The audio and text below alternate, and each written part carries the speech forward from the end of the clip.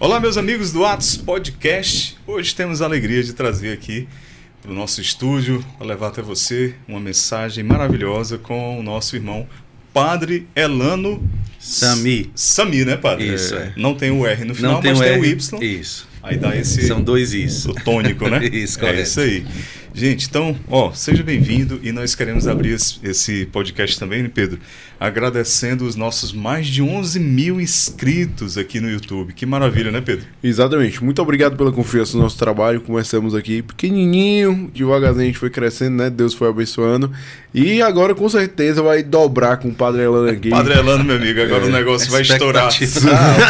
Vai estourar a boca do balão agora, viu? Sem dúvida alguma. Se 10% da glória vier, já dá um número bom. Então a gente quer convocar todo mundo aí da paróquia Nossa Senhora da Glória, uma paróquia queridíssima, né? Que o Padre Elano está à frente hoje em dia, guiando esse rebanho aí e fazendo um trabalho maravilhoso. Estive outro dia lá cantando na missa das 19 horas, né? Estive com o Paulo Robson, grande Paulo Robson, um abraço. E a todos os amigos lá da Paróquia da Glória, o Marcos, a galera aí do EJC, enfim, todo mundo aí, estamos irmanados aqui. E obrigado por ter cedido o pároco de vocês, tá? Pra gente bater. Acho que eles não estão sabendo ainda. Só o Paulo Robson. Então, gente, acompanhe e já compartilhe, deixa o seu like. Se você não é inscrito ainda no canal, se inscreve aí, ajuda a gente a chegar cada vez mais longe, tá bom? Então vamos conhecer um pouquinho do Padre Elano, né? Padre, obrigado, viu, por ter aceito o convite. Eu que agradeço. Para mim, estar aqui é, em primeiro lugar, uma grande honra, porque alguém se interessar pelo que nós fazemos é sempre algo que nos deixa com o coração tranquilo. Então, eu que agradeço a ambos e agradeço a cada um que vai nos acompanhar também. Joia. Padre Elano, a gente sempre começa aqui com os sacerdotes que vêm aqui conversar com a gente, para a gente conhecer um pouco da história, né, da caminhada.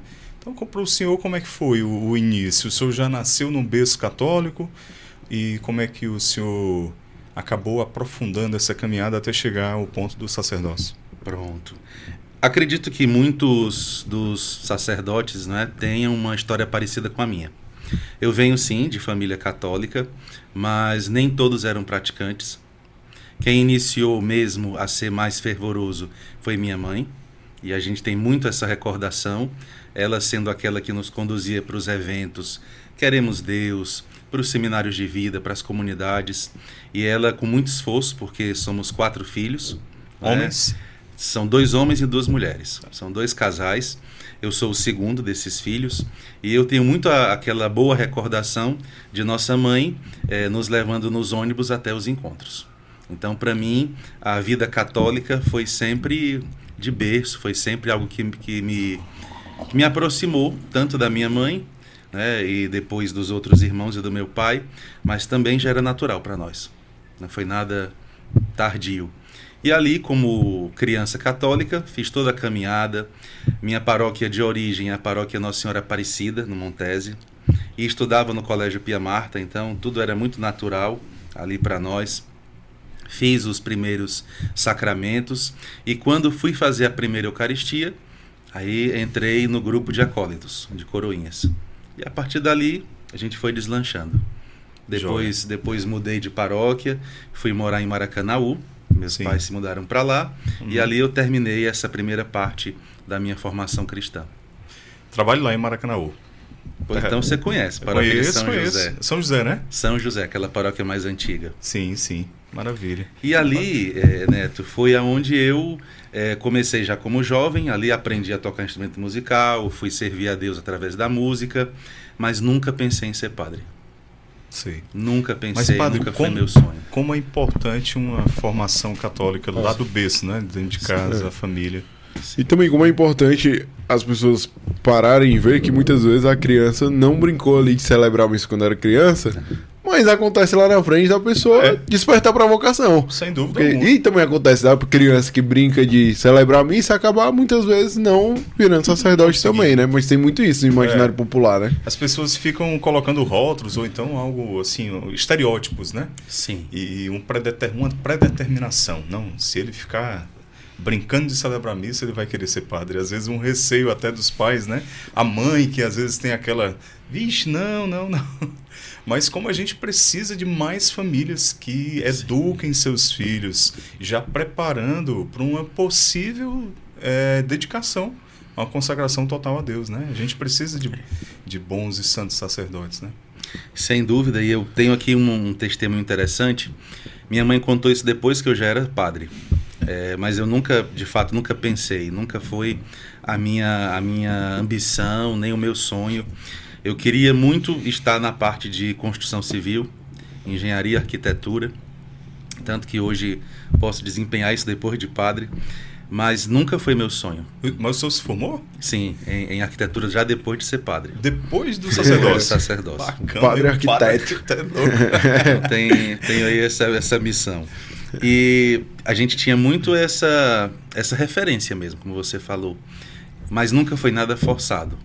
Nossa mãe, quando a gente já era ali jovem, ela sabia que não podia mais forçar a ir à missa, mas ela convidava. E graças a Deus, a partir dela, todos os filhos engajados. Os músicos também, assim como você, assim como eu, são pessoas que eu tenho muito apreço, porque são homens e mulheres maravilhosos. Maravilha. Uma coisa interessante também que o senhor falou aí, né? O senhor disse, a minha mãe já não podia mais forçar. Não. Né? E é importante a gente colocar isso para quem está assistindo a gente, que existe uma fase da infância que é necessário que o pai e a mãe realmente digam, você vai à missa, né? O meu filho mais novo, que às vezes ele assiste comigo, né? E às vezes ele diz, pai, isso fica falando de mim no podcast. Gabriel. O Gabriel tá com 13 anos hoje, né? Às vezes é aquela resistência em ir à missa, né? Existe. Mas os pais precisam ser firmes até certo ponto. É claro que quando chega uma certa idade, você já... Aí vai o testemunho, né, padre? Sem dúvida, sem dúvida. O limite que a gente consegue identificar é quando existe já algum tipo de coerção ou de agressão. Aí já não é bom. Não, sem dúvida. Mas o insistir, pautar o filho, hoje é dia de missa, hoje você não vai sair porque tem que ir à missa primeiro, isso é importante. Perfeito. E até os 8 anos, pelo que a gente estuda aí nas psicologias da vida, nós entendemos que é a formação da pessoa. É isso. Tudo aquilo que você incutir nessa primeira infância, a pessoa vai absorver. Exatamente. Por isso, sim, é essencial. E o Gabriel, o nome de anjo, tem que estar na igreja. Diz aí, Pedro, o anjinho. A figura, graças a Deus. Deus abençoe, meu filho. Você é um grande homem, meu campeão. Padre, e então o senhor, caminhando ali, participava de algum grupo de jovens? Como é que era? Participei de grupos de jovem no estilo da TL primeiro. Sim. E depois fui me encontrar na Renovação Carismática. Então Entendi. eu caminhei nas duas asas aí, Certo. que são meio polêmicas na igreja. E bebi nas duas fontes, claro. Mas me encontrei mais dentro da renovação. Isso, sem dúvida, a minha formação é toda a partir daí. A formação primeira. Fiz parte de grupo de jovens, fiz parte de comunidade, uma que ficava ali perto do terminal da Parangaba, a Anuncia-me, da Lúcia Negreiro. Sim, ela esteve aqui conosco. Pois é, gente muito Gravou boa, uma aqui. voz inconfundível. E a gente ali começou a caminhada, né, da renovação, e depois em Maracanaú nós meio que levamos a renovação para lá, porque lá também era uma paróquia que tinha um pouco os moldes da TL, pelas opções, né, que haviam sido feitas, e nós somos o primeiro grupo de oração de lá. Fomos nós que implantamos ali, e hoje tem frutos, graças a Deus. Que maravilha. Foi a partir daí que a gente teve esse despertar, né? Então o senhor teve uma juventude, bem dizer assim... Engajada. Engajada, mas normal, digamos assim. Engajada, Viveu mas normal. O que o mundo propunha, né? Claro, Sim. de uma forma sadia. Chegou a namorar? Namorei em Fortaleza e também namorei em Maracanaú, onde foi um namoro mais sério. Inclusive é uma grande amiga que eu tenho até hoje. Nós quase ali fomos por um noivado, mas foi no período que eu descobri que tinha que ser padre. Deus chamou. Deus chamou. E como é que foi esse start aí para o sacerdócio? Eu não aconselho pedir sinais, mas nesse caso eu pedi. Eu estava ali por volta dos 18 anos, 17 para 18 anos, já tinha concluído o ensino médio, estava passando ali para a faculdade de Ciências Sociais na Federal, e nesse período também namorando, nesse período eu senti que faltava alguma coisa. Eu sempre tive assim esse insight, essa percepção, uma sensibilidade para as coisas de Deus. E eu senti que faltava algo. Eu tinha tudo que alguém da minha idade queria, família, namorada, igreja, mas faltava algo. Eu sentia que tinha alguma coisa que não era ainda o certo. Incomodando. Um incômodo. E aí eu perguntei a Nosso Senhor, né? Falei, o que o Senhor quiser para a minha vida, o Senhor revele, porque eu não sei o que é. E isso foi num sábado à noite. Domingo de manhã, o vigário paroquial da época me liga às 6 da manhã. Nosso Senhor foi rápido, né? Foi. Mas deixa eu pegar logo aqui, porque... Pegando a Senão palavra não vai dar certo. aqui. Então, pois talvez seja isso. É. E aí, nas 6 horas da manhã, tinha missa numa comunidade e o padre disse, olha, tem encontro vocacional. Você não quer ir para fazer experiência? E eu falei, não vou. Mas no final fui. E fui e não saí mais. Fui a partir dali. É bom esses, né, padre? Que diz que não vão, mas vão. Pois é, como diz a palavra, né? O Senhor disse que esses fizeram a vontade do Pai. Acaba que diz que vai e não vai. Porque me assustou assim um pouco. Ir logo para o encontro vocacional já era decidir alguma coisa. Era criar expectativas. Então eu falei, padre, eu vou pensar, não vou agora, porque já era no outro domingo. E acabou que eu fui, né, e fui no encontro da arquidiocese e não saí. Tanto que hoje sou padre diocesano. Há Maravilha. 11 anos. Maravilha. E em algum momento o senhor pensou em ser religioso ou não?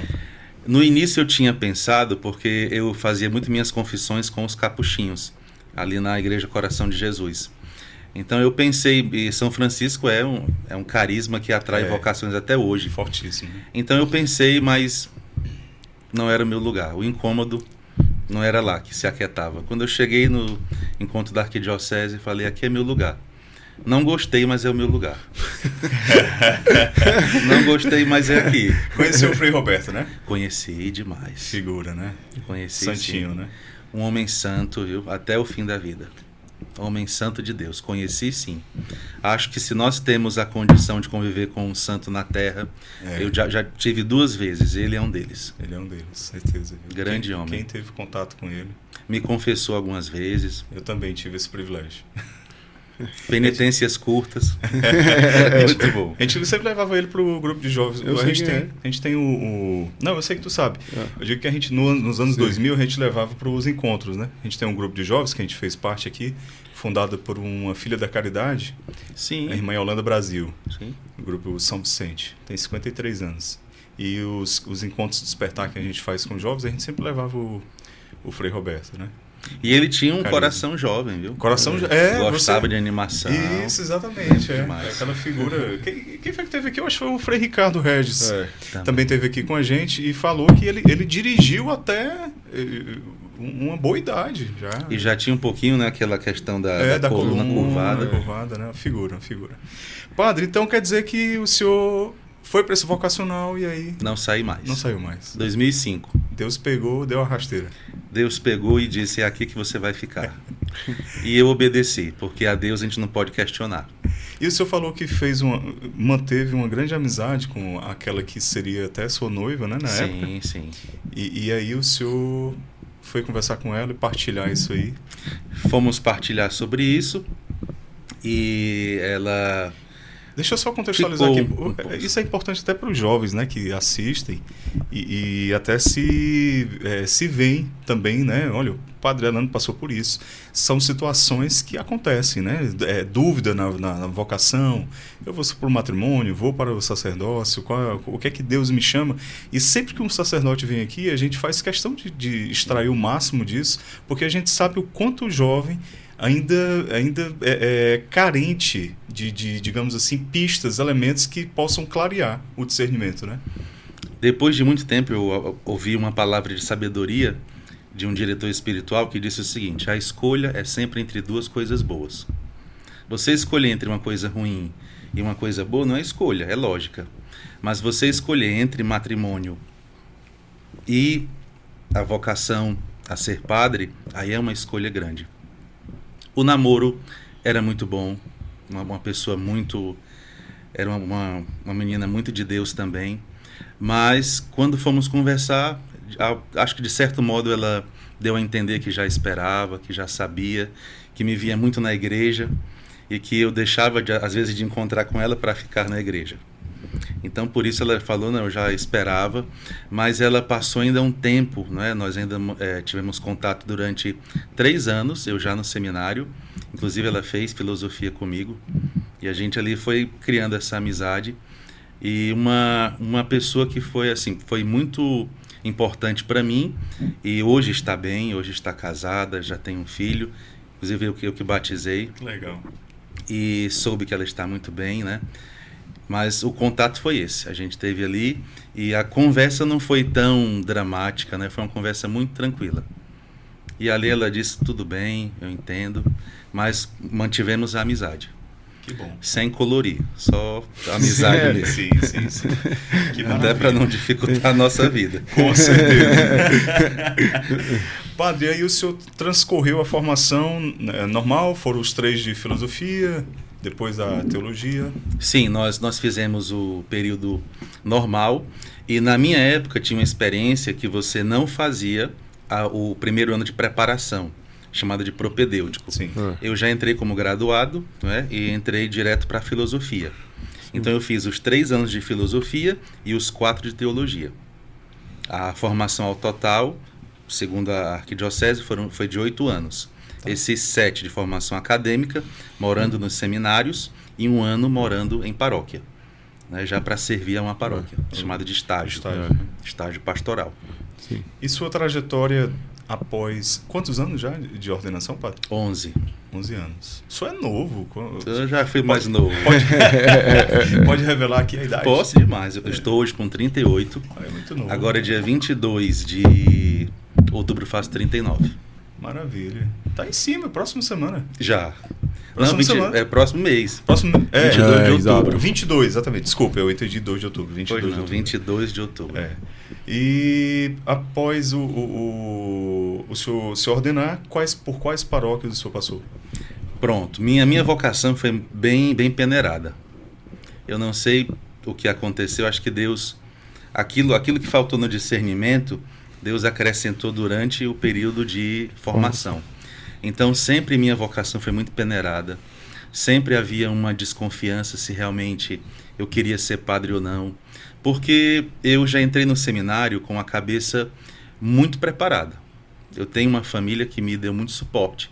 Então, eu não entrei com infantilidades, eu não entrei sem saber o que eu queria. Eu já entrei pensando, eu estou aqui porque eu desejo ser padre, é o que Deus quer de mim e eu assumo essa vocação. Mas sempre havia esse critério do discernimento. Então sempre me colocavam para fazer estágio pastoral em paróquias um pouco mais desafiadoras. Sempre era comum que os seminaristas ficassem 2 ou 3 anos na mesma paróquia. E eu, nesses 7 anos, foram 7 paróquias diferentes. Isso no período de formação. Depois já de terminado as graduações, aí eu fui para a paróquia de Santo Antônio em Capuã. Certo. Que foi onde eu fiz 1 ano de estágio lá. Capuã, onde é que fica? Capuã fica em Caucaia, é uma região logo depois do centro de Caucaia. Já Certo. É quase o centro ali. Entendi. Mas uma paróquia rural. Tá, não é mais pro lado da praia, é mais pro lado do É sertão. mais para o sertão. Entendi. Inclusive lá na época a gente tinha 58 capelas. Era o pároco e eu. Caraca. 58 capelas. Era todo dia andando de carro para atender as comunidades. E fui muito feliz. Fui muito feliz.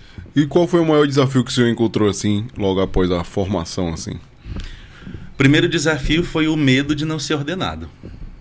Porque no final do ano, vou contar isso, espero que... Mas já falei com o Dom José, então eu posso dizer.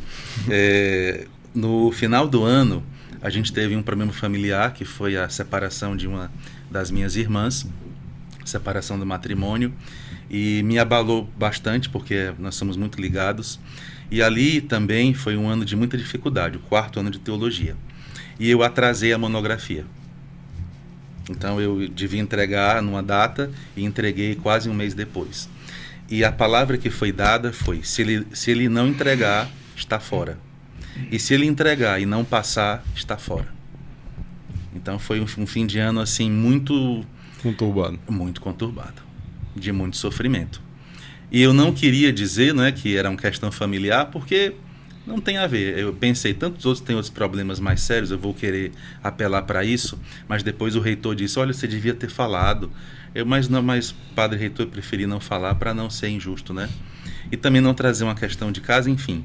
E a palavra foi essa, a sentença foi essa. Nesse período eu percebi, a igreja é mãe, e como mãe tem hora que ela castiga. E ali eu senti um pouquinho esse peso. Depois até falei com o Dom José sobre isso, ele disse, falei mesmo, é isso mesmo. E a gente ali percebe que tem que andar nos caminhos retos. O caminho tem que ser reto. Acabei que passei, né, obviamente. Tirei uma nota 9, foi muito bom, mas foi muito sofrido. E fui para essa paróquia, então o medo que eu tinha era de não ser ordenado. Porque depois que eu terminei a monografia e tudo mais, o TCC, e apresentei, a gente ficou no silêncio, né? E Dom José depois se reuniu e disse, olha, vai ter ordenação, vai ser dia 6 de julho, diaconal, e depois em dezembro, dia 21, a presbiteral. Aí eu tive certeza que ia ser... dá certo. Aí ele disse, pode fazer os convites, pode mandar a documentação, aí eu tive certeza. Até então, ser padre ainda era algo distante. Eu já era teólogo, filósofo, mas... Você não era padre? Ainda não era padre. E quando virou padre? Foi interessante porque no dia que eu fui ordenado, eu tive uma crise de cálculo renal. Então, na hora que eu fiquei de joelhos para receber a imposição de mãos dos outros padres, eu passei muito mal. E cheguei em casa passando mal também. E eu falei, Senhor, me ordenei, agora eu vou morrer, né? Mas não era morte, né? Só quem tem cálculo renal sabe o que é. Eu já tive 3 vezes. Meu Deus do céu. Então, no dia da ordenação foi a primeira crise. E aquela dor insuportável que a gente se sente sufocado. Não, você acha que vai morrer mesmo. Você não consegue respirar. Dizem que homem é fraco para dor. Eu confirmo, não quero essa briga, eu não quero ganhar das mulheres, não. Deixa cada um com a sua dor. E ali, depois logo da missa, é interessante porque num dia você é diácono ou seminarista. No outro dia é senhor, o senhor quer isso, o senhor quer aquilo, o senhor vai que horas. E aí a mudança inicial foi essa. Até senhoras de 80 anos me chamavam de senhor. E eu tinha ali 20 e poucos anos. Então foi uma mudança que me deixou um pouco impactado. E a outra coisa, eu tinha muito esse ímpeto de querer fazer muitas coisas. Então eram 2 missas por dia, às vezes 3. Era o dia inteiro de atividades. E fim de semana, entre 8 e 9 missas. Então eu tinha uma vontade de querer abarcar tudo. Acho que é o temperamento. E Nosso Senhor ali me deu uma paróquia que precisava disso. Que o padre era um padre muito bom, o padre Francisco de Assis, e depois, comigo, para ajudá-lo, né, a gente conseguiu atender muita gente ali. Tanto que a paróquia foi dividida, e eu fiquei com a paróquia de Taquara e ele com a paróquia do Capuã. Mas também desse tamanho tinha que ser dividido. 58 capelas. Eram 58, eu fiquei com 38. Na 9ª missa eu já estava... Você já estava... Não é o vinho, não. O pessoal acha que é o vinho, exato. Mas o vinho é pouquinho. É mais o esforço de falar, de ficar em pé. Isso, exatamente. Era isso que eu ia falar. A atividade intelectual, ela também exige muito da gente. Exatamente. E tem que ser uma homilia direitinho, né? Não pode ser qualquer coisa. A 9ª homilia era conversa com o pessoal da primeira. Não pode ser, não. Nossa época não tinha WhatsApp, não tinha essas coisas, não. Isso é coisa recente. E atender as pessoas, isso exige muita energia, né? E o povo de Deus quer muito isso. Eles querem que o padre esteja dentro da vida familiar deles. Então, hoje na paróquia que eu estou, né, na Paróquia da Glória, a missa demora 1h30, às vezes 2. E depois fica uma fila para a gente atender, que vai até as 11 da noite. Eu vi, estava comentando com ele. E as pessoas estão ali, se emocionam e pedem oração. O que eu fico muito tocado é que eles querem alguém que reze por eles. Eles querem a mão de um padre na cabeça deles, rezando por eles. Isso é muito bonito. Agora assim, houve um certo descolamento entre o clero e os leigos, né? Aí a gente pega na década de 80, 90, aí tem um mini descolamento ali. Eu vejo que agora tá há algumas tentativas de reaproximação ali, do padre voltar a frequentar o ambiente familiar. A gente sabe que é muito difícil, mas já tem algumas pessoas que convidam o padre para almoçar, para tudo. O padre acompanhar mais de perto as famílias, a pessoa se confessar mais com o padre só para que ele possa ir dando ali uma direção espiritual. Eu acho que tem algumas tentativas ali, apesar de que às vezes se encontra muita ranhura ainda, dependendo do próprio pároco, dependendo da forma como o leigo se aproxima, né? E eu achei isso muito saudável, mas também tem que entender o lado do padre, né? Que é muita gente, né? Tem, sim. Na outra paróquia que eu estive, nós tínhamos, acho que 28 mil habitantes. Já era uma paróquia razoável, não é? E agora nós estamos com 45 mil a nível de IBGE, mas a paróquia ela é frequentada por pessoas da cidade inteira e outras cidades também. Hoje o desafio é estar presente em todos. Eu não quero falar isso por vanglória, Deus sabe que não é, mas eu estou com uma lista para atendimento que já ultrapassou 400 pessoas. E a gente atende, mas a lista vai aumentando. E não é confissão. Confissão a paróquia oferece, são cerca de 2 mil fiéis ao mês confessando, mas as pessoas querem direção espiritual e aconselhamento. Eles querem alguém que as escute e que dê uma palavra segundo a palavra de Deus e segundo a palavra da igreja.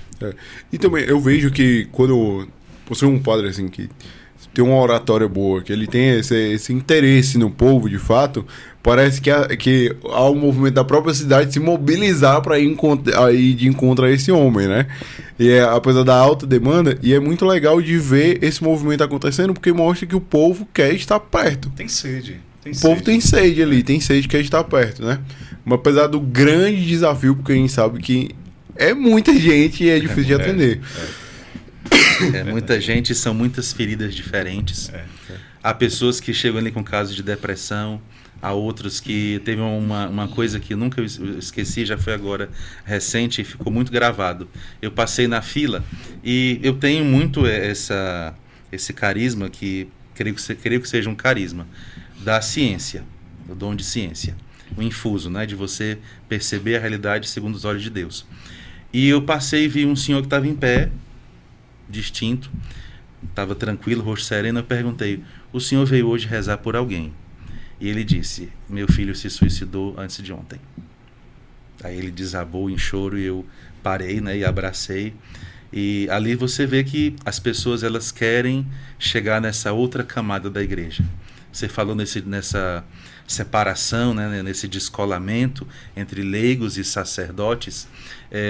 Isso nós temos padres que até hoje têm certa distância, mas hoje tem padres muito mais inseridos, né, que estão ali no meio dos problemas. E é um grande desafio, porque você não pode cansar.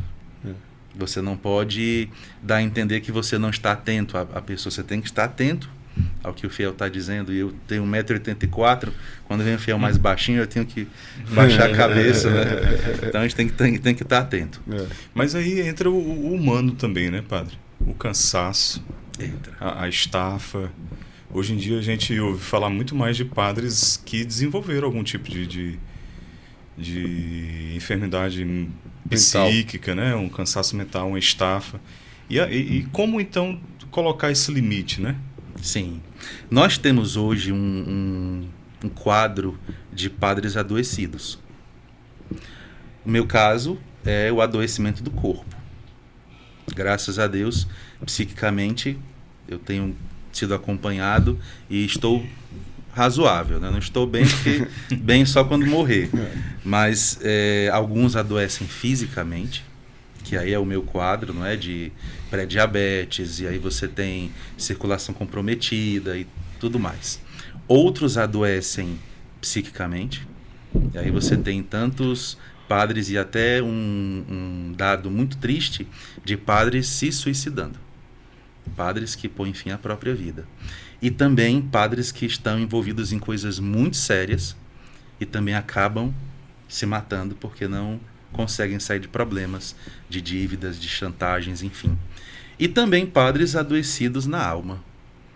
Padres que a preocupação é fazer outra graduação, enfim, não quero julgar ninguém, mas tem aquele grupo de padres que se preocupa com outras coisas e a paróquia é o último. Não é? A parte de atender o povo de Deus é o último. Então, tem essas 3 camadas de doença, assim. Sim. Agora, padre, uma pergunta assim que não é tão simples a resposta, eu sei, mas tomara que caiba em 50 minutos. Não, tô brincando. Você é a pessoa que vai polemizar, né? Tô precisando, você tá escalonando aqui, eu tô só acompanhando. Vocês combinaram, né? Não, nem é tão polêmico, não. Dualismo aqui, vai para o campo da oração, outro... Tem uma baixa de vocações, né, hoje dentro da igreja, tudo é uma realidade. Mas o senhor acha que a maior crise que nós teríamos, vamos supor, para resolver, seria primeiro o campo pastoral ou o campo intelectual da igreja em si? Eu vou explicar só um pouquinho mais para o pessoal entender o que seria isso, né? Faça isso. O campo pastoral seria mais esses padres que estão ali na ponta da lança, atendendo o povo, realizando confissões, realizando direção espiritual, fazendo missas diárias, fazendo orações e tudo.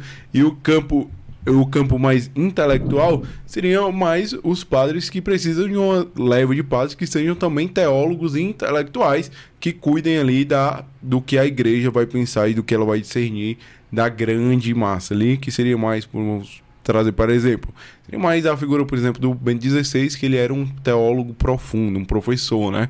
Então seria mais essa parte ali, porque quando a gente para pensar um pouco assim, num contraponto, quem hoje seria capaz de escrever uma patrística?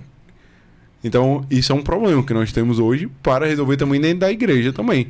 Mas, da mesma forma, temos o problema de quem hoje vai atender o povo também. Então, qual o senhor, na sua visão, acha que é não é o maior problema, assim? O que seria para resolver equilibrar essa balança? Você chegou num problema que é da escatologia católica. Nós estamos hoje numa crise que vai caminhando para a pastoral, para o serviço ao povo de Deus e também na área intelectual. Se eu puder dividir aqui, não sei se eu vou agora dar uma de professor, não queria ir para esse caminho, mas vamos então. Se a gente puder dividir o poder deste mundo, ele se divide em 3 camadas. Nós temos o poder sapiencial, que é o que você falou sobre padres que sejam intelectuais, padres que sejam referência na sociedade, padres e bispos que sejam ouvidos, que sejam levados em conta. Nós não temos hoje. Nós não temos hoje padres que sejam respeitados porque são autoridade intelectual. Nós temos padres que estão na mídia, mas é uma grande deficiência. Nós temos o poder chamado de poder temporal, e a igreja praticamente não detém mais, que é o poder de influenciar as leis, o poder de exército. Por exemplo, se houver uma guerra hoje, quem vai defender o Vaticano? Quem vai defender o interesse da fé católica? Não temos. Não existe uma nação católica mais. Então, o poder temporal. E o poder espiritual, que aí se dá através dos sacramentos e se dá através da graça de Deus. Respondendo sua pergunta, creio que nossa crise hoje, primeiro, é de fé. Nós temos hoje uma crise no clero, que é uma crise de fé. Eu vou dizer coisas que eu espero não estar ofendendo ninguém e nem dizer coisas que escandalizem. Nós temos pessoas que não creem, por exemplo, na oração do terço. Pessoas que acham que rezar o terço é algo ruim. Quando vê um grupo rezando o terço, isso é alienação. Então isso é muito sério. Isso é uma crise de fé. Pessoas que vão celebrar a Eucaristia dizem, não vou celebrar porque reunir as pessoas é mais importante. Só reunir o povo é mais importante. Então é um tipo de horizontalidade que é nociva. A crise de fé. A crise intelectual, ela é até certo ponto fácil de ser resolvida, porque a igreja ainda detém faculdades, universidades, mas todo esse progressismo que a gente vê hoje já chegou também nos grupos católicos. Então nós temos hoje faculdades católicas que promovem, por exemplo, encontros de feminismo. Nada contra as mulheres, mas o feminismo não representa as mulheres 100%. Então chegou dentro da igreja. Por isso que você percebe que não há mais aquela formação que as pessoas buscam hoje. Uma coisa interessante na paróquia, a gente fez a Escola da Fé, que a iniciativa era: tem coisas que eu não posso dizer na homilia, não porque não são verdadeiras, mas porque eu não vou ter tempo de falar em pormenores. Não vou poder desenvolver. Então, às vezes é melhor nem abordar. É melhor não citar. As pessoas vão ficar com aquela... Eu vou citar Voltaire na homilia sobre a questão de 2 partidos. A pessoa vai ficar... não vai entender. A Escola da Fé foi para esse caminho. A gente começou com uma sala para 100 pessoas e hoje está no pátio com 300 pessoas. E o nosso pico maior foi quando a gente falou sobre a TL e o comunismo, que elas estavam ali alinhadas em alguns momentos. Então, as pessoas têm essa sede. Mas, como você disse, nem todo mundo tem essa preocupação. E eu respeito também, não quero ser modelo de padre, não sou. Eu sou um padre que tenho que me santificar muito ainda, me converter muito. Sim. Não, mas a nossa igreja, uma das belezas da nossa igreja é essa diversidade de carisma, né, de dons. Né? Tem o Padre Elano, que faz um trabalho fantástico na Paróquia Nossa Senhora da Glória, que tem uma vertente mais carismática, digamos assim, e você tem ali os arautos do Evangelho, né, que tem uma linha mais tradicional, bem mais conservadora, mas que prega o mesmo Evangelho, prega a mesma doutrina, né, e aquelas pessoas que às vezes não se enquadram tanto no jeito carismático de rezar, vão lá no Padre Paulo Sérgio, né, um forte abraço para o Padre Paulo, que esteve aqui com a gente também, e se encantam, não é? Com aquele jeito zeloso dos arautos, com a liturgia, né? Com o cuidado que eles têm com a liturgia é algo que chega assim, que você admira, né? O esmero que eles têm, né? Aquele amor realmente. E hoje o Instituto Hesed, né? Que chega a tantos e milhares, né? Sim. Enfim, a beleza da nossa igreja, né, padre? A igreja, ela é como um grande jardim. Jesus gosta de jardim, né? Deus criou o mundo a partir de um jardim, porque jardim significa aquilo que o homem tem que cuidar. Se ele não cuidar, morre, perde a beleza. A igreja é um grande jardim. Nós temos árvores milenares, né? Carmelitas, beneditinos. Nós temos árvores que são aí centenárias e temos árvores que estão florescendo agora. As que você citou são todos carismas recentes. Isso. E Deus está suscitando, né? Até hoje o pessoal diz que nós já somos os tradismáticos, né? Vai pela tradição e pelos carismáticos. Mas existe sim, e é uma beleza. Porque a beleza é o mesmo Espírito Santo que vai manifestando de acordo com a necessidade para salvar as pessoas.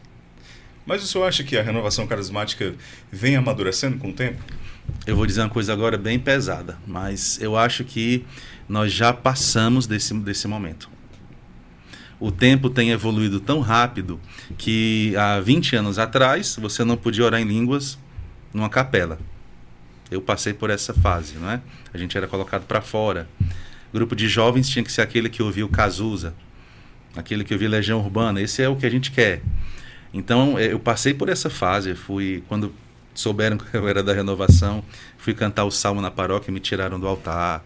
Enfim, hoje não. Hoje você vê que já é bem aceito e as pessoas já querem um outro momento. Essa parte dos carismas, que eu posso chamar de época pentecostal, já está passando. As pessoas que estavam antes na renovação, elas já estão hoje querendo mais da igreja. Elas querem agora a doutrina, a vida dos santos. Elas querem esse engajamento intelectual, que já é outro momento. É uma segunda fase, né? Uma segunda fase. É um novo amadurecimento, né? Que é um processo natural, de fato, né? É um processo natural.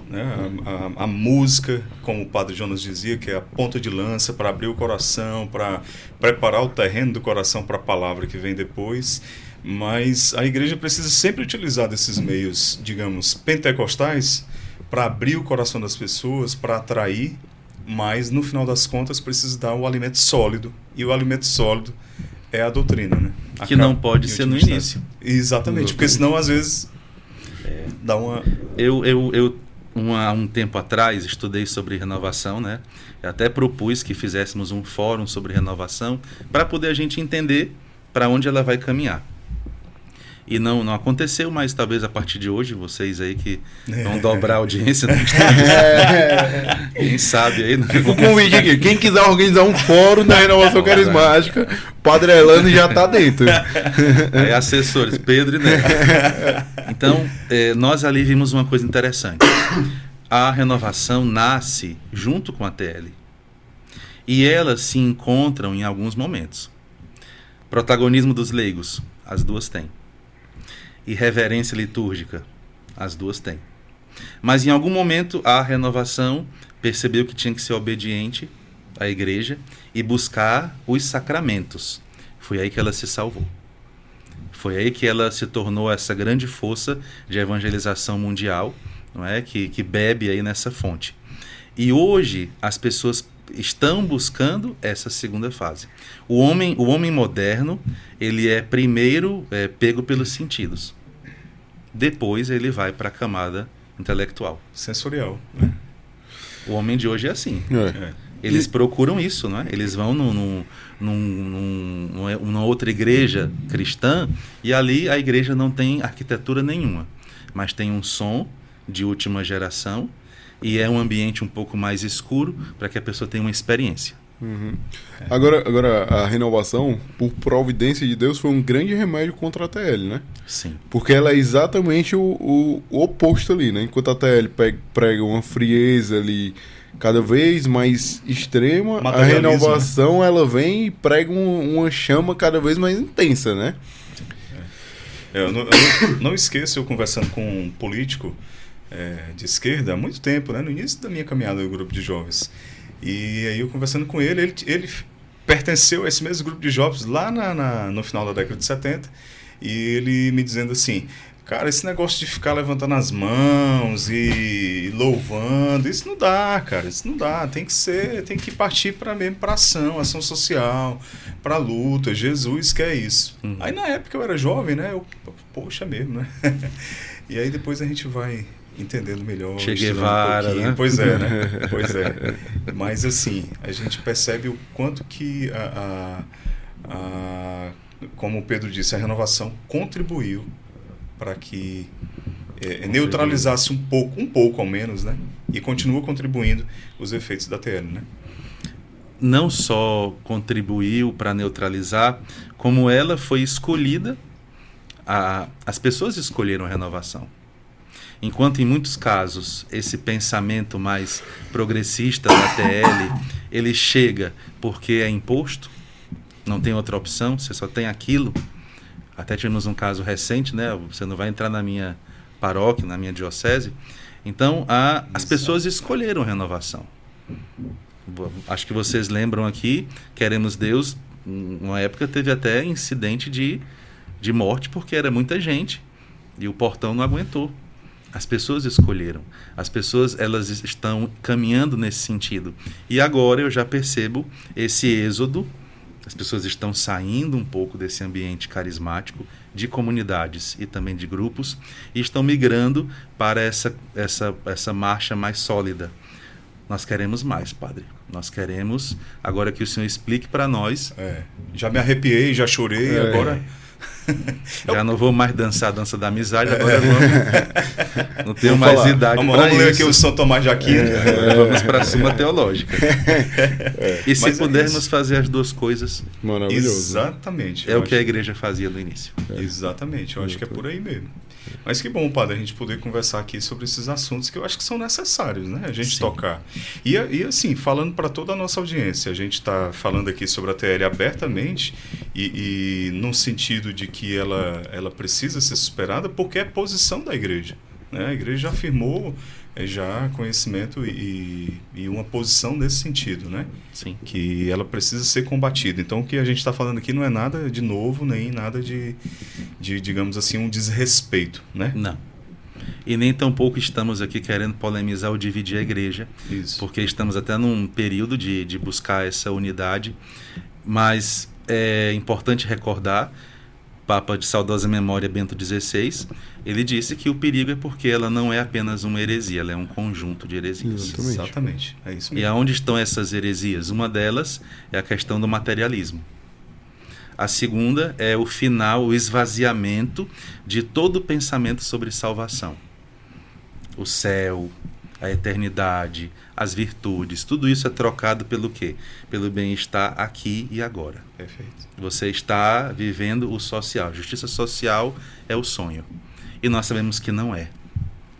Porque, como nosso Senhor diz, sempre nós teremos pobres. Ou seja, sempre haverá, nesse mundo, haverá injustiça de algum modo. É isso. Padre, eu estou aqui com uma réplica aqui de um bebê, né, no feto da mãe, no útero da mãe, que equivale a 12 semanas, né? Vou até botar aqui nessa câmera. Aqui, ó. Na palma da minha mão aqui, equivale a 12 semanas. Recentemente nós fizemos um episódio especial em defesa da vida contra o aborto, né? O vereador Jorge Pereira esteve aqui conosco, trouxe essa réplica pra gente. E a gente está nessa campanha, né, de essa conscientização. Hoje, agora quando você vai estar assistindo esse podcast, espero, queira Deus, que as coisas estejam caminhando de uma melhor forma possível para que essa ação que está no STF, a DPF 442, ela não seja deferida, né? Mas a gente sabe que a batalha é grande, que é difícil, né? A gente sabe que muitos lá do STF já têm um posicionamento firmado pela legalização do aborto, né? E como é que o senhor enxerga essa temática do aborto nos dias de hoje? Vamos polemizar agora. Não fui eu. Vocês combinaram. Não fui eu, trocar, não fui eu. Né, agora os papéis. Eu vou citar uma coisa muito delicada, mas que eu creio que agora já não é tão escondida. É nítido que existe um pensamento de que é preciso reduzir população. Nós não estamos diante de uma campanha pela saúde pública da mulher, para escolher se quer ser mãe ou não. Não é isso. O que nós estamos vivendo hoje é aquilo que a gente encontrava nas pedras guia da Geórgia, é aquilo que nós encontramos na Agenda 2030 da ONU, que é a redução da população. Eu posso ser muito ignorante sobre isso, mas reduzir população só tem um jeito: evitar que as pessoas nasçam e antecipar a morte delas. A gente percebe que, a partir dessas últimas décadas, vários países, como um dominó, foram aprovando essas leis.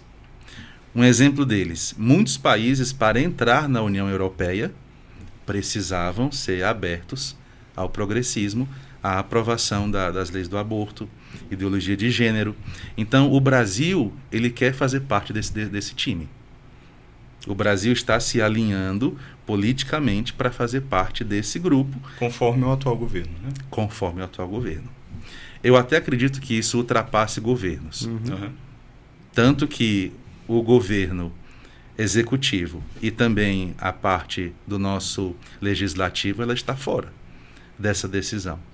Não sei se de maneira consciente ou então por conveniência. Então, quem assumiu essa decisão? Um poder que não tem legitimidade para isso. Essa fase que a gente está vivendo agora, eu penso que ela é um grande termômetro. Ela está medindo se a sociedade vai reagir ou não.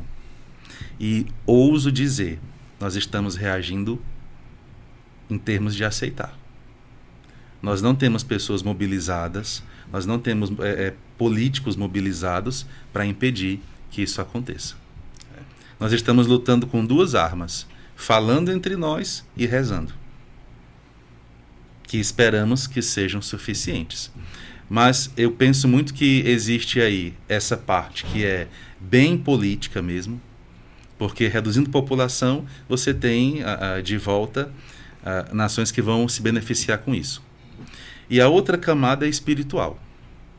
O aborto, segundo São Padre Pio, é um dos pecados mais horrendos. E ele até fala que se tivesse um dia só sem aborto no mundo, haveria paz por 1000 anos na Terra. Eu creio muito no Padre Pio. Então eu não duvido que seja verdade o que ele está dizendo. E a gente percebe que existe também uma questão espiritual atrás disso, que é exatamente esse escárnio sobre o dom de Deus, que é a vida. O aborto, ele é um grande escárnio, ele é um grande massacre, é uma oferta no altar de Satanás. Não é para Deus que isso vai chegar. Perfeito, perfeito. É isso. E é muito importante que você, católico, se posicione na sua rede social, no ambiente que você consiga estar. Micro-influenciador, né?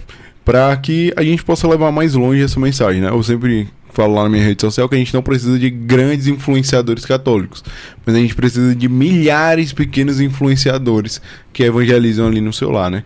Tanto para vocações como para pautas extremamente importantes como essa, né? Sem dúvida alguma. É isso, Padre, mas só foi, assim, muito preciso, né? Que a gente, infelizmente, nós não temos ainda uma articulação que seja capaz de impedir. A gente vê o legislativo ali inerte, parece assim que lavou as mãos, né?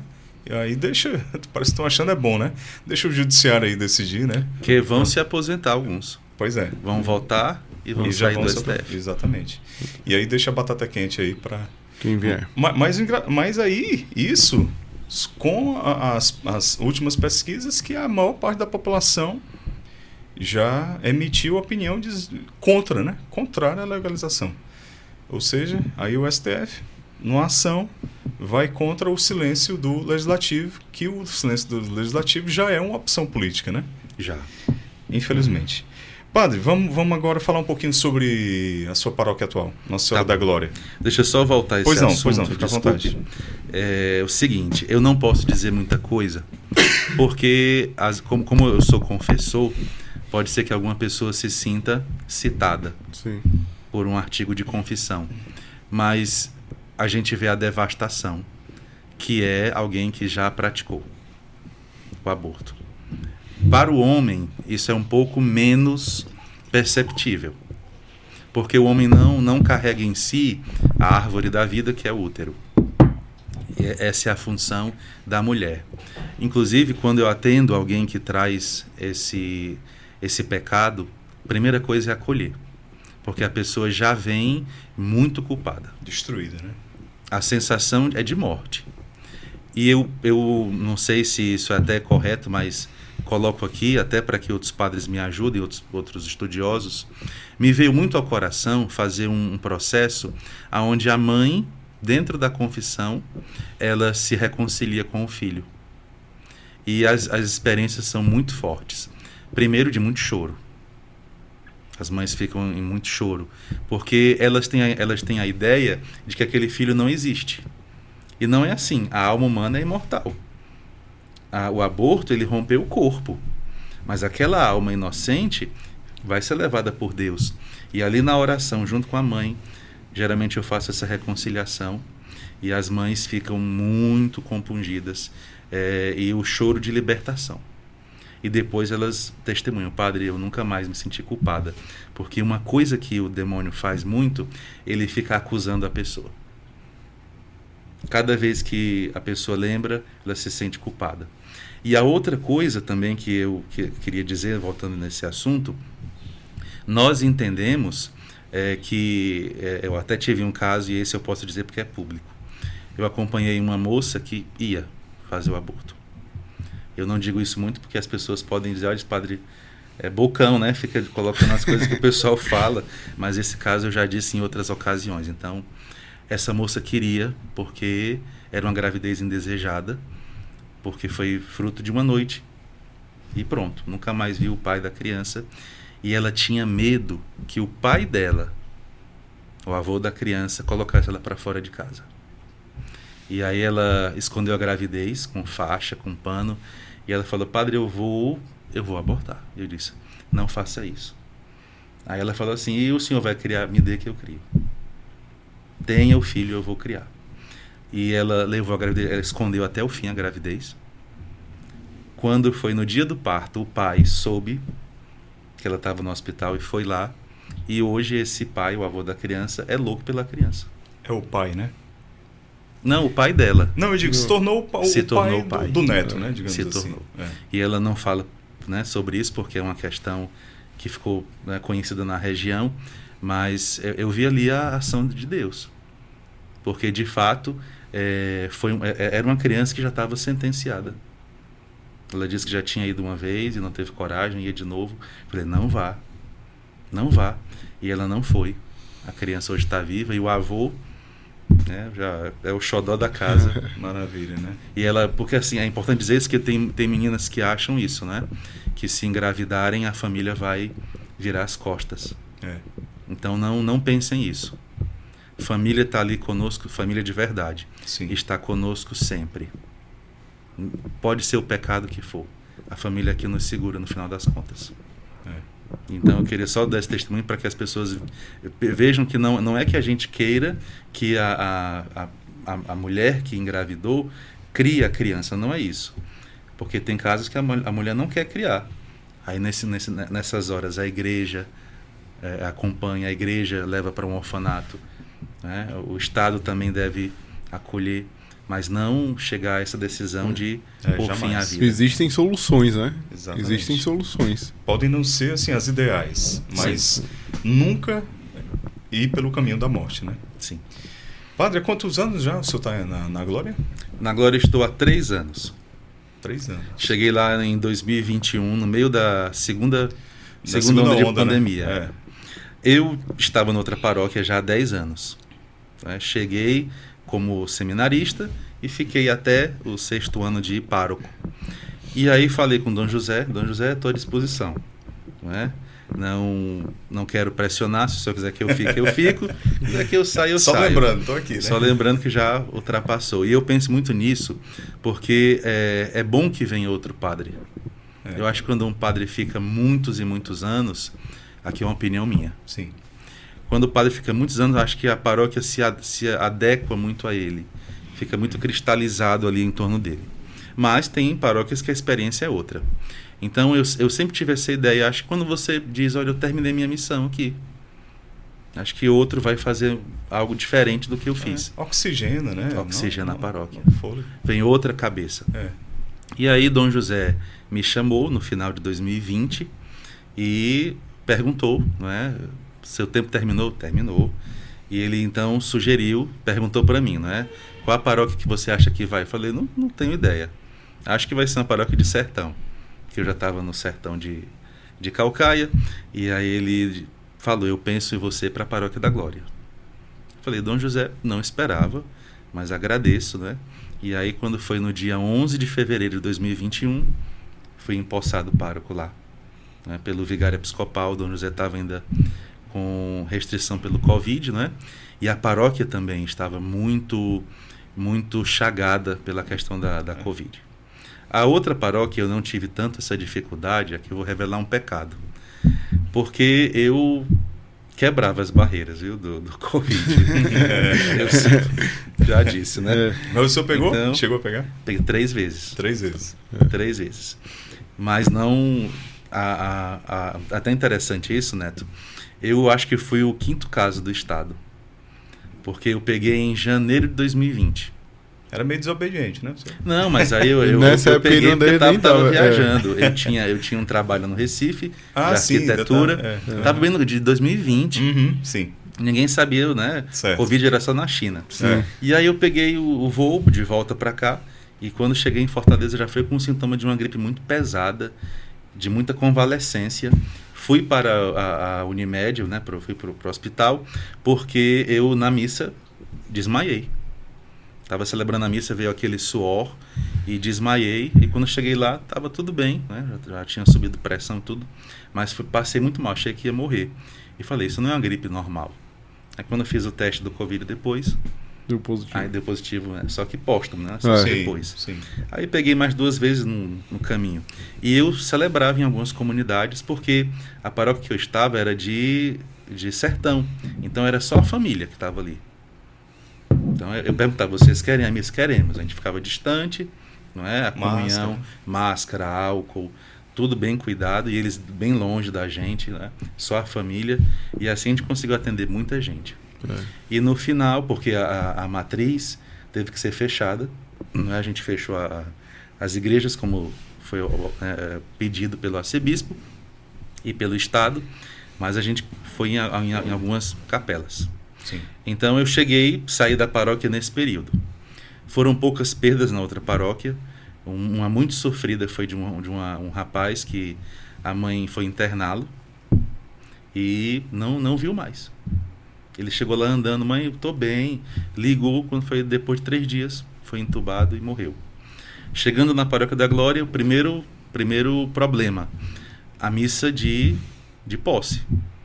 Vai ter gente, não vai ter gente?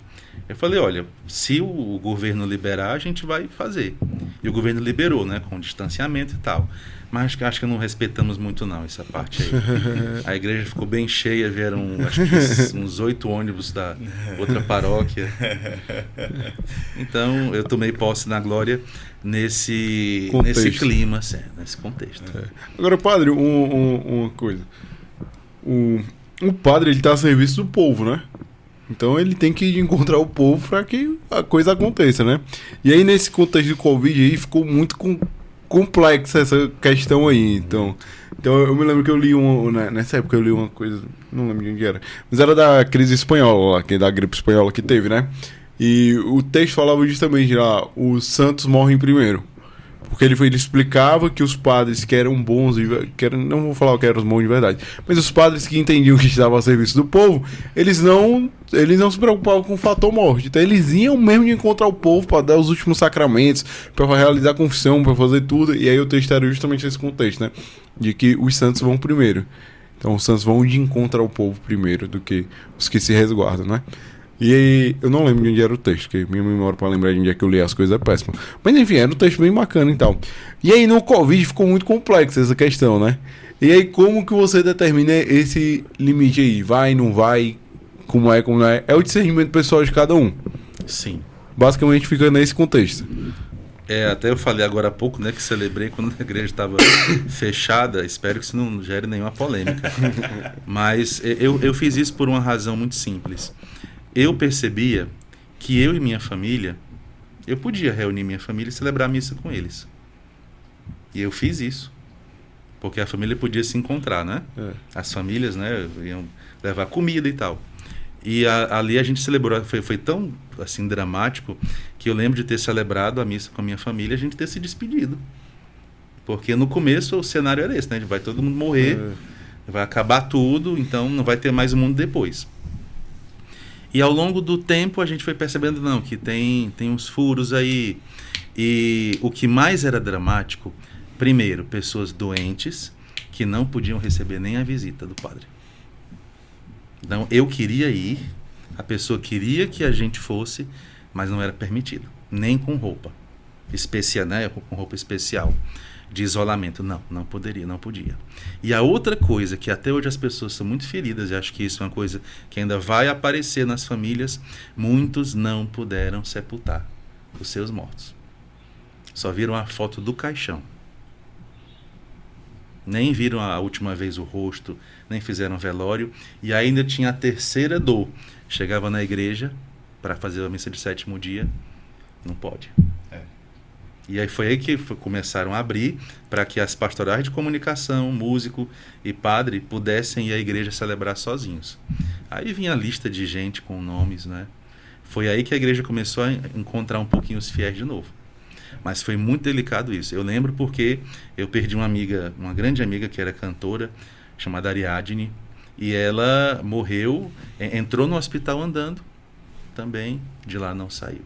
E o caixão foi envelopado, né? Foi lacrado e foi sepultado sem ninguém estar presente. Então foi algo muito, muito sofrido para a família.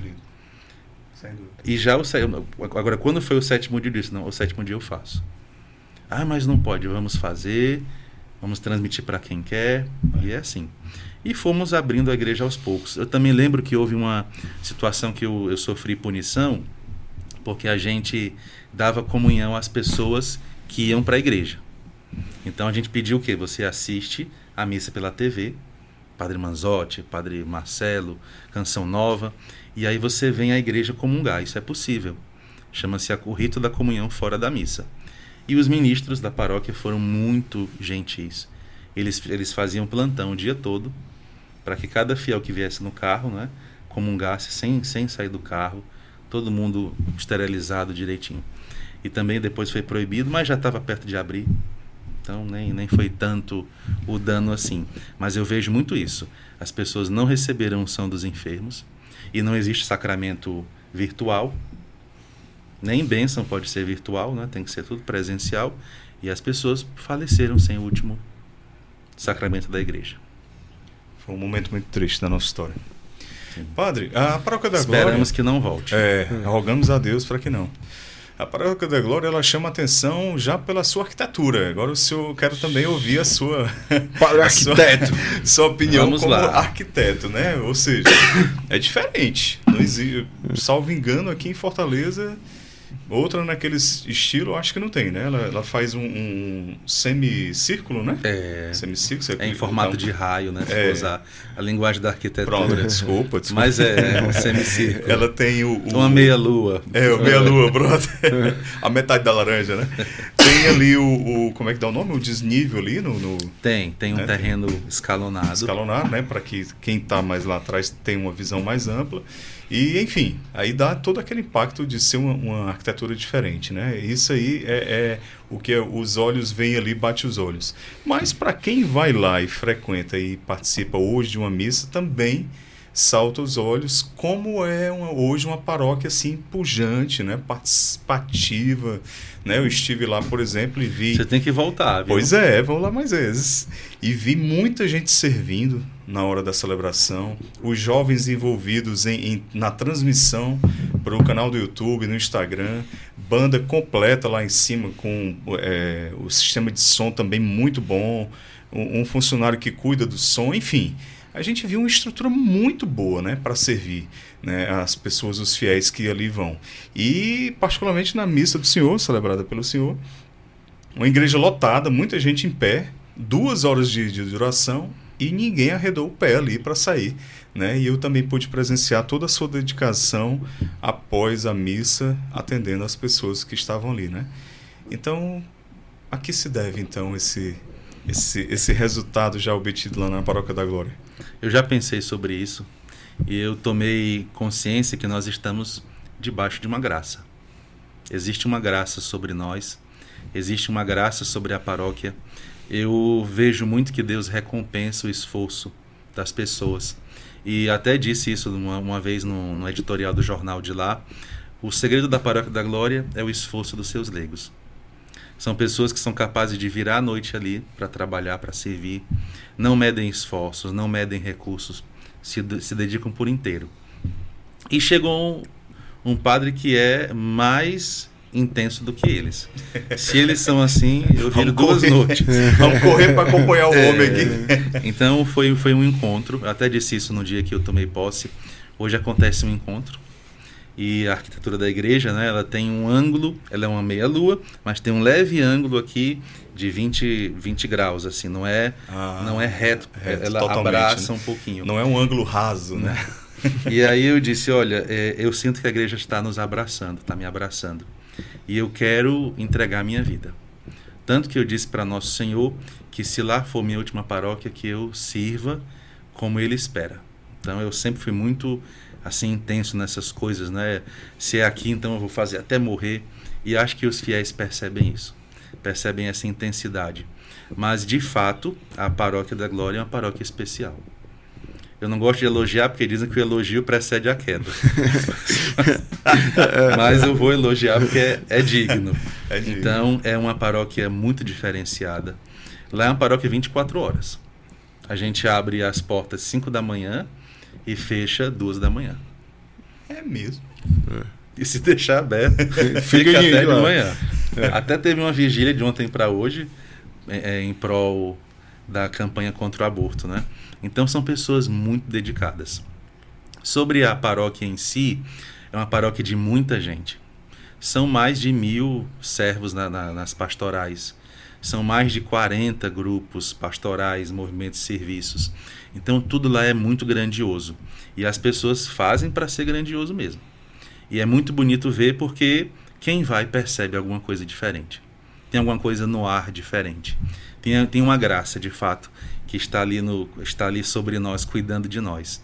E o que você viu, isso a gente vê todo dia. Não é só domingo, é sábado à noite, é domingo 11 horas, domingo 9 da manhã. Então tem sido muito concorrida a igreja. A gente tem espaço para 900 fiéis sentados nas cadeiras de madeira. Ixi, não parece, viu? Parece ser menor, mas são 900 só as de madeira. E nós colocamos ali ainda mais 800 cadeiras plásticas. Por isso que você vê todo mundo ali espremidinho. Bem espremidinho. Ou seja, cabe ali dentro do templo 1.700? Mas assim, isso aí é contra... Vou tirar aqui o microfone. É contra as regras até... Extraoficialmente. Extraoficial, certo, são só 900. Mas entre nós também. 1.700, porque não pode ter acessibilidade desse jeito, não tem como a gente ter a segurança, né, necessária, mas a gente chega a fazer isso. E uma coisa muito bonita que eu vi, a missa de 11...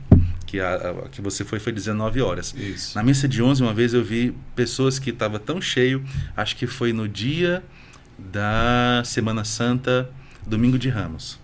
Uma família veio à missa, não tinha mais como entrar, eles pegaram o telefone deles, foram para debaixo da árvore da praça, assistir a missa pela Pascom. Foram, atravessaram a rua, comungaram e voltaram. Então, isso é gente de fé. Por isso que eu digo que tem uma graça ali sobre nós, né? E a parte de arquitetura, vamos para a parte chata agora? Vamos para a parte professoral. Eu percebi que o senhor se empolgou para falar sobre isso agora. É porque eu gosto bastante. A arquitetura, ela é uma linguagem. A linguagem da glória, a gente pode ir para o caminho chamado de brutalista, que são sempre horizontais os prédios, e eles são muito minimalistas.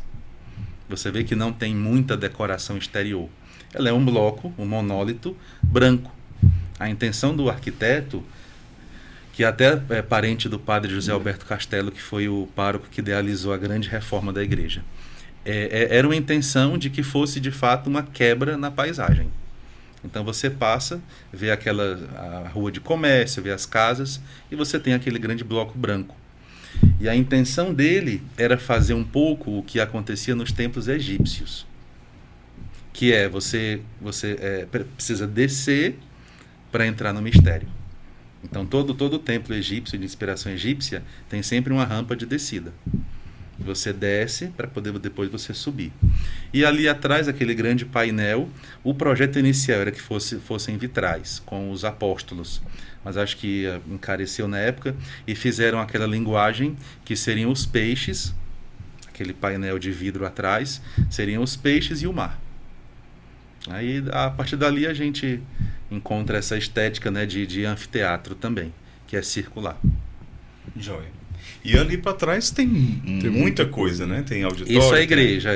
Salas. Aí depois da igreja tem um anexo, que é onde fica a administração, capela do Santíssimo, sala do pároco, dízimo e banheiros. E depois tem um centro de pastoral, muito bem equipado, muito bom. São 32 salas, se não me engano, ou 31. E todas as salas são usadas o dia todo. É uma vida intensa ali. Maravilha. E também tem um estacionamento que hoje em dia é uma necessidade básica, né? Um estacionamento bom, bem generoso, né? Sim. Até o pessoal quer que a gente faça subterrâneo, mas não tem como fazer, porque ali já é pequeno para nós. Verdade. Apesar de ser grande, apesar de ser grande, já é pequeno, né? Já fica no limite. Que é o pessoal, quando sai da missa, né, já quer ir para casa e tem um pouquinho de tumulto às vezes. Tem alguma ação, alguma linha que o senhor se apega mais na evangelização de uma paróquia, na condução, ou seja, juventude? O senhor tem que o senhor se afina mais? O que o senhor acaba... Se o senhor puder dizer para não gerar ciúme, né, entre as outras pastorais. Posso. É até um pouco nítido. Na Paróquia da Glória existe uma raiz, uma matriz muito grande, que é a parte das famílias. E eu percebi isso muito depois que estive lá. É uma paróquia onde você vê muito o homem e a mulher. O casal, o esposo e a esposa, caminhando juntos. Então, Nosso Senhor me deu essa preparação, que eu estudei muito o rabinato dos judeus, e sobre a parte de família. Então, o Rabino Rashi e outros. E a gente ali encontra essa aceitação.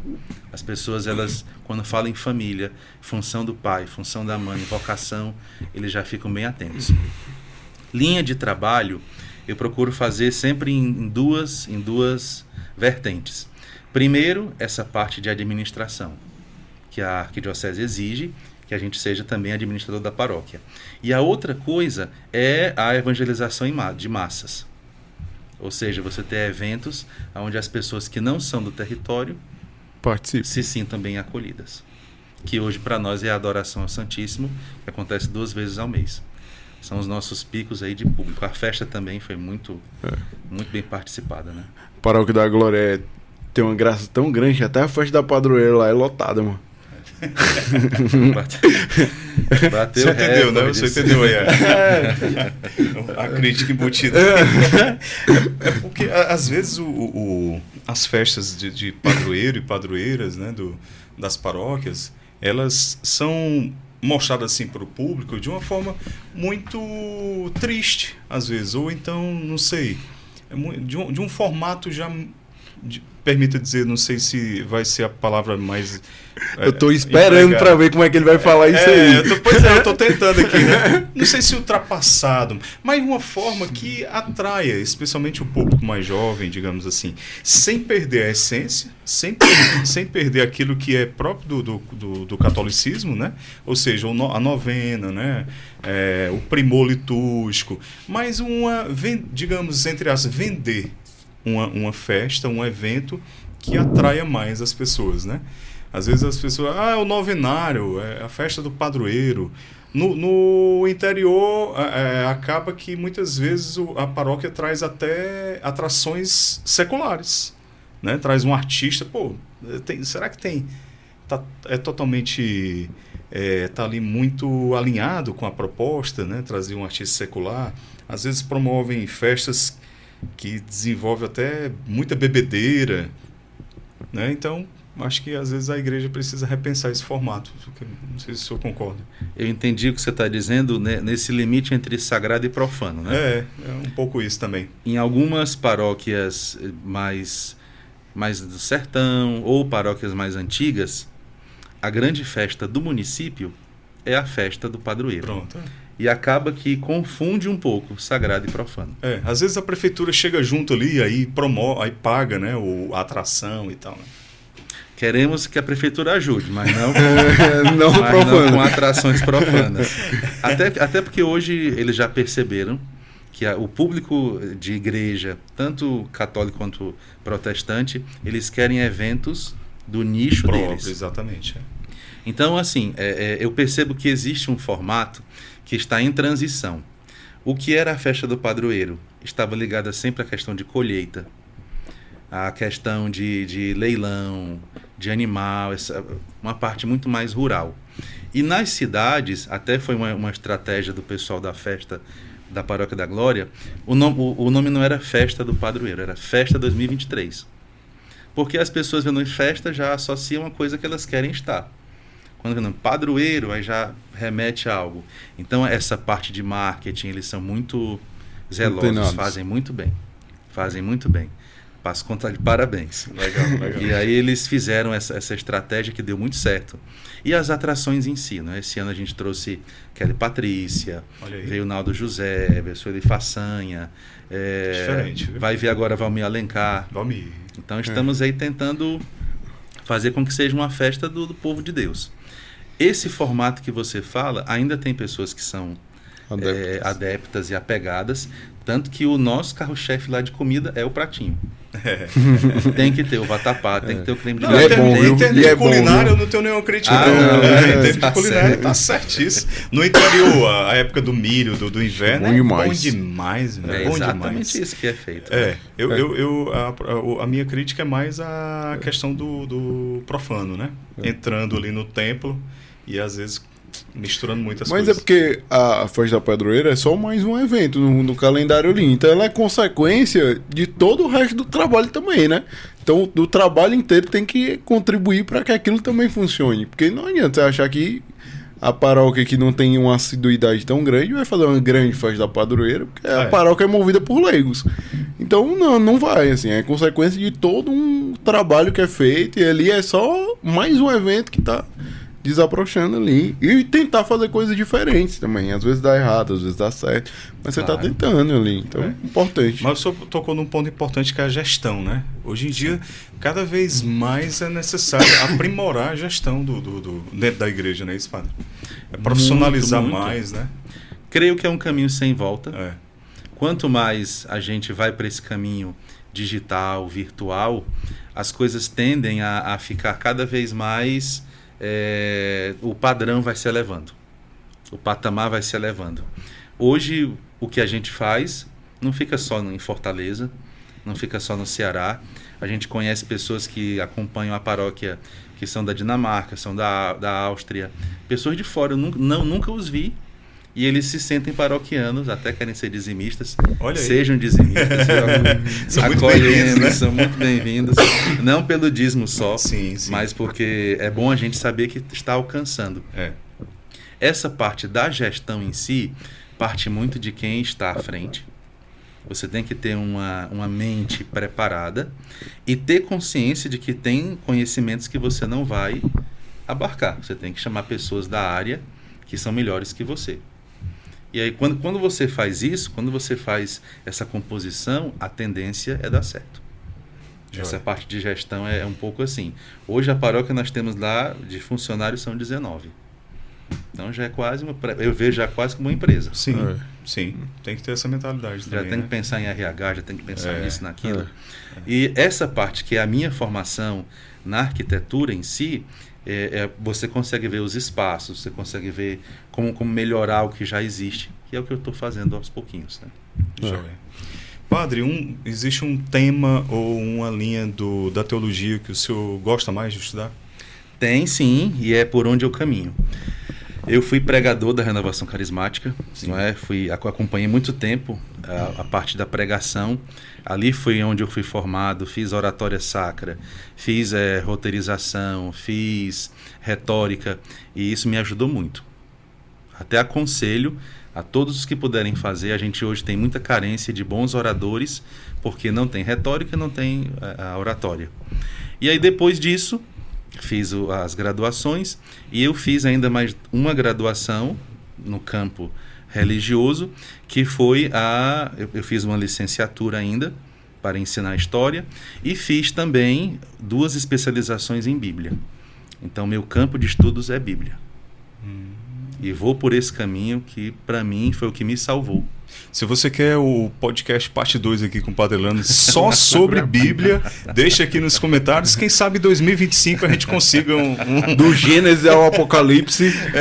Quem sabe em 2025 a gente consegue na agenda dele um outro podcast. Que então só é um biblista. Biblista. Que maravilha. Fiz 2 graduações e um mestrado incompleto, que ainda espero não ter passado o prazo. Jubilado. Para terminar, assim, espero não estar jubilado na faculdade. E eu me encontrei na Bíblia. Sempre como pregador, você vai extraindo, mas a partir do que você sabe. Quando eu comecei a ter contato com a verdadeira literatura sobre Bíblia, mudou a minha visão. E eu fiquei cada vez mais apaixonado pela Bíblia e pela Eucaristia. Maravilha. Então, para mim, foi, de fato, uma pedra de salvação.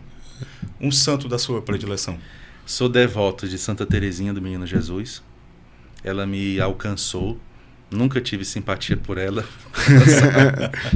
Ela sabe. Mas ela quebrou essa resistência. Ela quebrou essa resistência.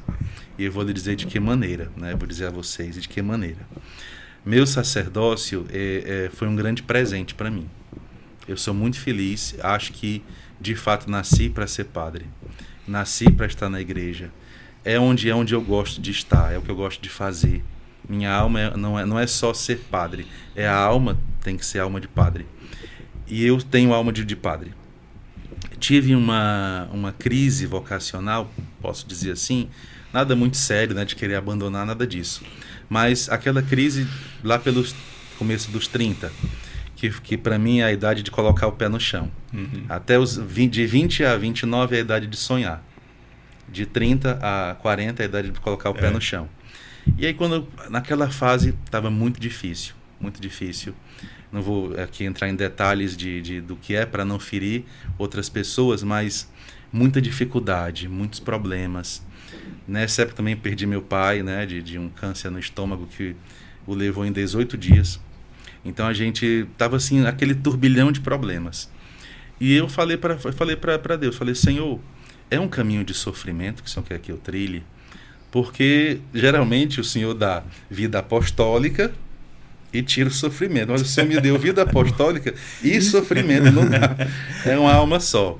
E aí eu pedi uma palavra para Deus, e a palavra que meu anjo da guarda me deu foi: Deus vai ter que lhe tirar tudo. E de fato Deus tirou. E quando eu cheguei, que falei: pronto, Senhor, não tem mais nada que tirar. O Senhor pode fazer o que o Senhor quiser, até se quiser me levar, só quero me confessar antes para não morrer em pecado.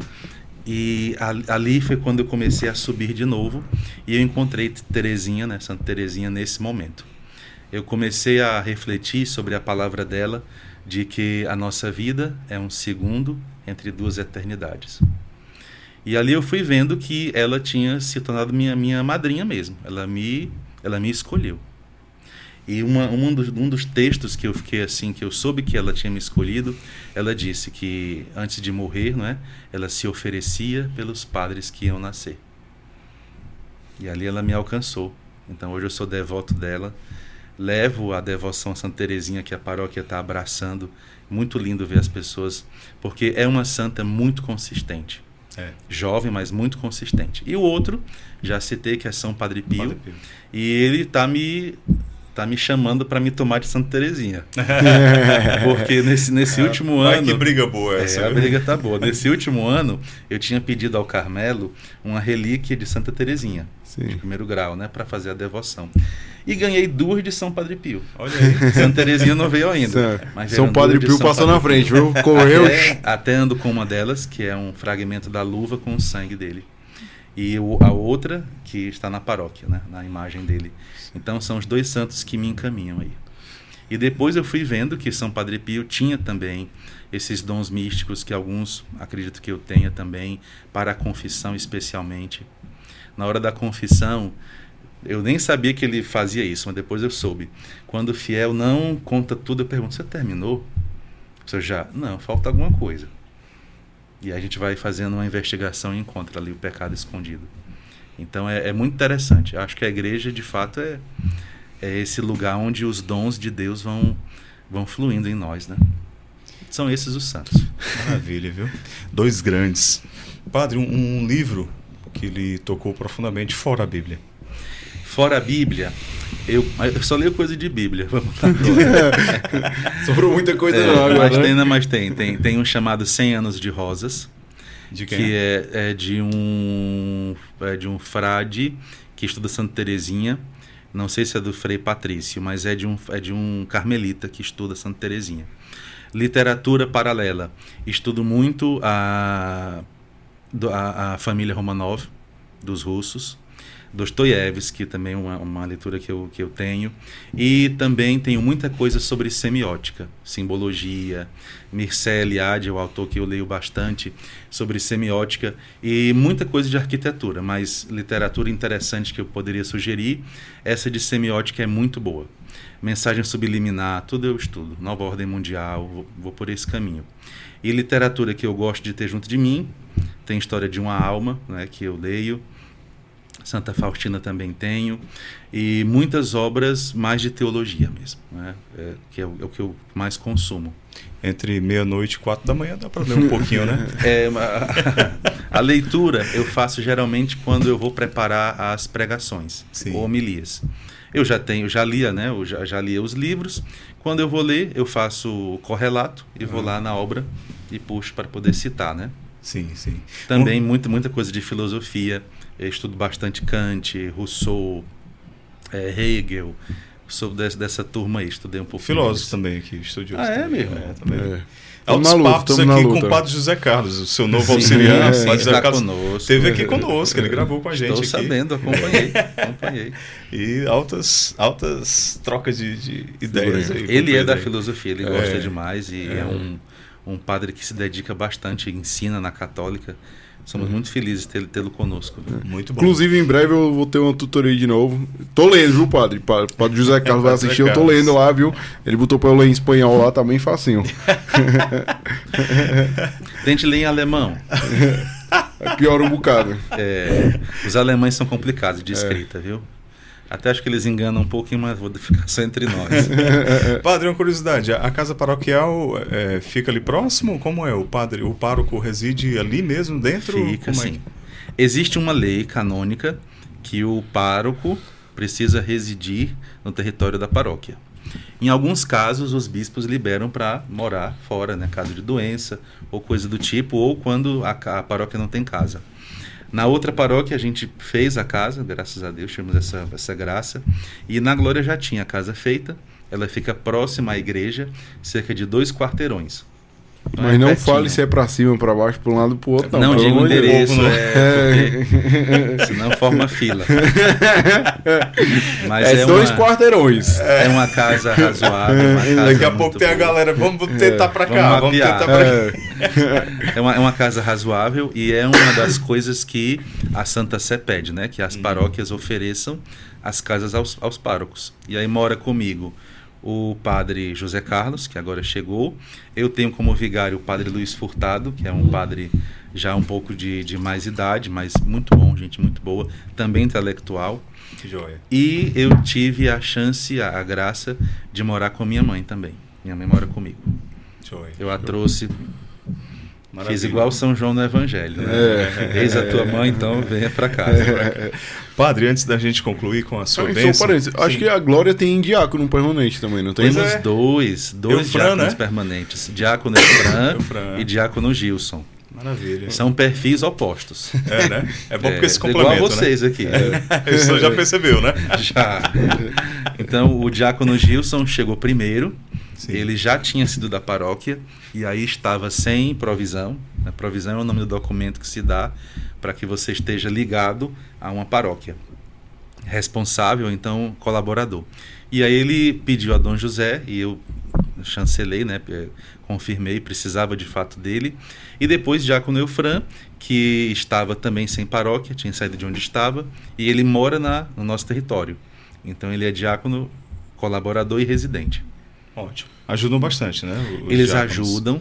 Infelizmente, as pessoas ainda não têm muita aceitação aos sacramentos que eles podem ministrar, né? Que é o casamento e o batismo. Acho que só vale com o padre mesmo. E eu já até tive um episódio em outra ocasião que o diácono fez, não eles. Um diácono fez o casamento e a pessoa disse: padre, eu não me sinto casada. agora complicou. Como é que eu vou fazer você se sentir casado?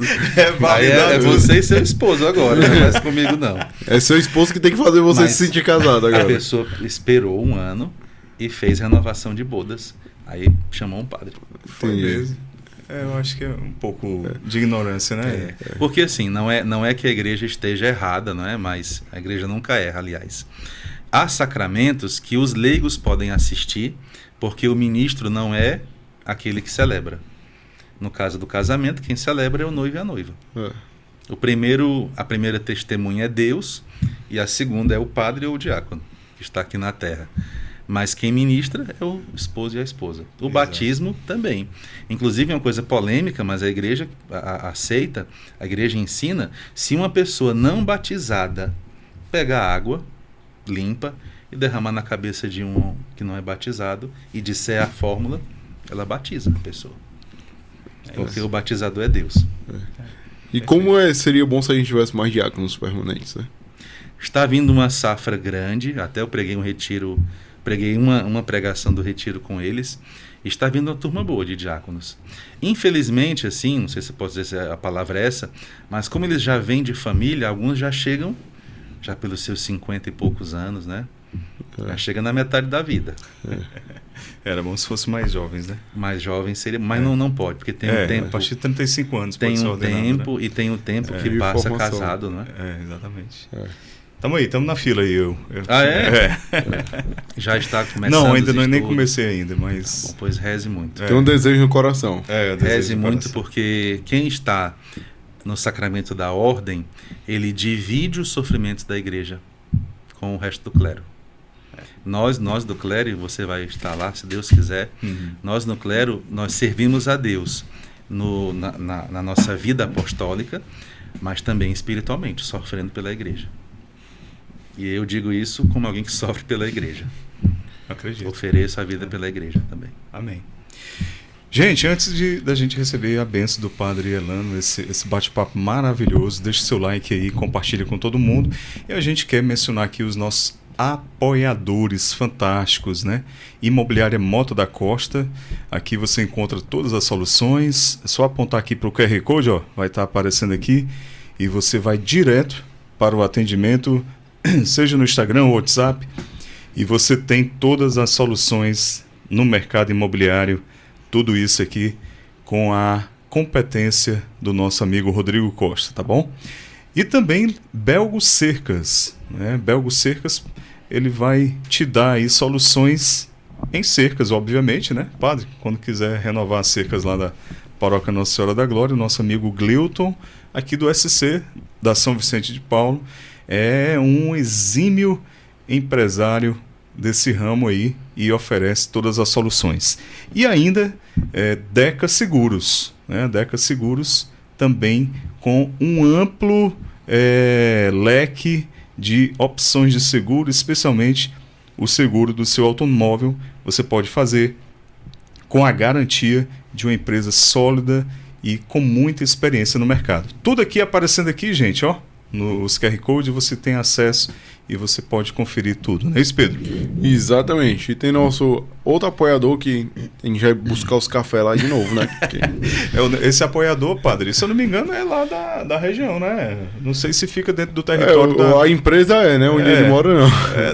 Isso que eu digo. Xerimbão. Xerimbão é um café ali. O Lago Jacareí pertence? Da paróquia. Pronto, então pronto, é isso aí. Meu paroquiano. Então pronto. Ele oferece café a vocês? Exatamente. Tá, vou desviar essa. A gente tem essa parceria, o César Escófano fornece aqui o nosso café e a gente precisa pegar uma nova safra, né? Pegar uma nova safra. É que ele tava plantando ainda, aí deu uma atrasada, mas vai dar certo agora. Tá chuva, né? E é isso aí, meus amigos. Muito obrigado aos nossos apoiadores. E quem também quiser ajudar o Atos, como é que faz, Pedro? Envia um e-mail para atospodcastoficial@gmail.com ou fala com a gente em qualquer rede social que a gente responde todo mundo lá. É isso aí. Principalmente se for para patrocinar, né? A gente responde ligeiro demais. Rapidinho. Acredito. Padre, mas a gente não faz nada se não for com a ajuda e a parceria das pessoas, né? Sozinhos não. E aí, vídeo que o senhor falou aqui de tanta gente que ele ajuda lá na paróquia, né? Graças a Deus. Padre, muito obrigado. Imagine. Obrigado por sua generosidade, sua disponibilidade em vir aqui conversar conosco, réus mortais. Estamos na sua sombra. Somos. Na sua sombra aí, no caminho de, quem sabe, alcançar a santidade, né? Com a graça de Deus. Mas dê-nos a bênção, então, para finalizar esse nosso podcast, a nós aqui do Atos e a você que acompanha aqui. Para mim foi muito bom, né? Acredito que a gente conversou como irmãos de verdade e sempre que a gente puder evangelizar, a gente utiliza. Aqui eu digo de coração, sou uma pessoa muito desinteressante. Pessoalmente não tem nada, mas a graça de Deus sobre mim, ela é tudo. Tem uma palavra de Santa Teresa que eu levo muito à frente, né? Eu sozinho, Santa Teresa d'Ávila, eu sozinho não sou nada, eu com Cristo sou uma força. Então eu peço que essa bênção desça sobre vocês, sobre a saúde e sobre cada um que nos escuta, especialmente. Nós estamos numa época de muitas crises de fé, também nas casas, nas famílias. É muito difícil a gente ver, às vezes, mães que não conseguem evangelizar os filhos, pais que não conseguem evangelizar seus filhos. Peço que essa bênção chegue na casa de cada um, que essa bênção se derrame sobre a vida de cada um, trazendo saúde, trazendo a graça da paz. Que nossas casas estejam em paz. O Senhor esteja convosco. Ele está no meio de nós. Pela intercessão de Nossa Senhora da Glória, São José, Santa Teresinha e São Padre Pio, abençoe-vos o Deus Todo-Poderoso, Pai, Filho e Espírito Santo. Amém. Maravilha, padre. Muito obrigado, viu? Eu que agradeço. E parabéns pelo sua oferta de vida, o seu trabalho. Deus Obrigado, abençoe e frutifique ainda mais o seu ministério. Amém, amém, assim seja. É isso aí, Pedro. Isso aí. Se inscreve no canal, compartilha pra quem precisa assistir e segue a gente também lá no Instagram, tá bom? Valeu, gente. Até mais.